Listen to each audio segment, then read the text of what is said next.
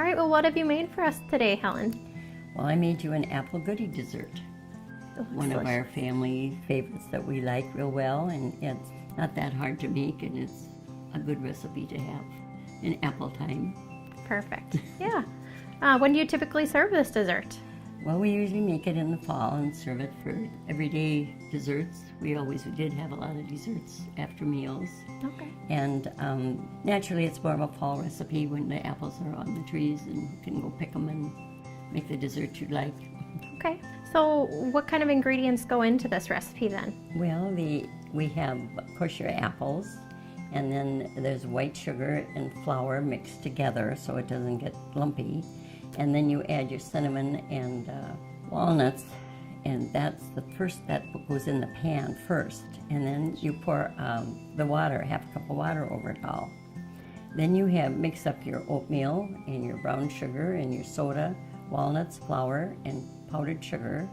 And then you add your melted butter to that and crumble it up, make it all crumbly, and put it as your top layer over all the apples. Sounds like a lot of good things mixed together. It is. It's not hard. It's easy to do, but yet it comes out tasting pretty good. Absolutely. Okay, well, what are kind of the steps you take then to do from beginning to end? Well, naturally, you first peel your apples and dice them. And then I take and usually mix the topping all except for the butter and have that ready just to add the butter to it. And then I put the apples and their ingredients all in the pan and then cover it with half a cup of water. And then I put the topping, put the melted butter in with the topping and crumble that all up and then put that on top of the apples and then put it ready to go in the oven. Right. And you bake about 30 to 40 minutes depending on your apples, how thick they were, or the type of apple, because I like my apples, like I maybe already said, nice and soft, and I like it kind of a juicier dessert. So Perfect. Okay. I don't like a hard apple in a dessert. Absolutely. So from beginning to end, how long do you think it would take you typically? Well, I suppose with all the peeling and chopping, about an hour, a good hour. Yeah, not too bad. Mm-hmm. Yeah. Okay. That's baking too, maybe some of it. So.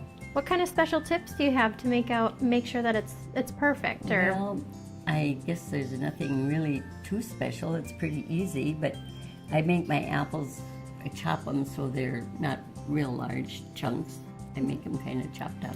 Well, I don't add the butter till the very last, like I told you. And I think that otherwise it's pretty simple. It's a pretty simple recipe. Okay. Anybody can do it, I'm sure. Sure. Do you have any special memories that you'd want to share with us about any time either making or eating this dessert? Well, we ate it as a family, and my husband loved it a lot. He liked it even better than apple pie. But also, we did make a lot of apple pies off our trees and put in the freezer too every fall. Of course. I guess those are the memories. Sure. I would like to serve you and the cameraman a piece of apple of dessert if you would like to eat it. We would love to try this dessert. It looks delicious. All right, that'd be great. Yeah.